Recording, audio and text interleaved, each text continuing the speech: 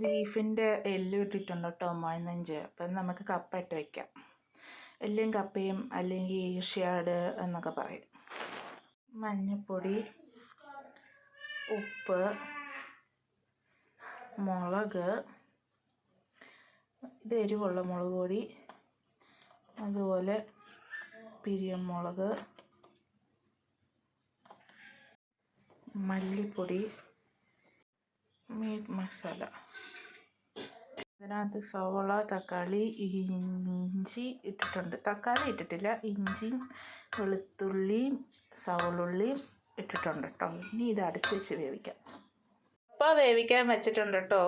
Video എടുക്കാൻ ഞാൻ മറന്നുപോയി. ഉപ്പും മഞ്ഞളും ഇട്ട് വേവിക്കാൻ വെച്ചിട്ടുണ്ട്. എല്ലാവരും എങ്ങനെ ചെയ്യുന്നത് എന്ന് എനിക്ക് തോന്നുന്നു. വേവിക്കാൻ വെച്ചിരുന്ന ബീഫെല്ലാം നല്ല വെന്തിട്ടുണ്ട്. കുറച്ച് ഉപ്പ് കുറവുണ്ട്. കുറച്ച് ഉപ്പും കൂടെ നമുക്ക് ചേർക്കാം ഇതിനകത്തിട്ട്. അതുപോലെ നല്ല വേവണ കപ്പയായിരുന്നു. നല്ല തൊട്ട് കഴിഞ്ഞാൽ അലുവ പോലെ ഉടയണ രീതിയിൽ കപ്പയും വെന്തു കേട്ടോ.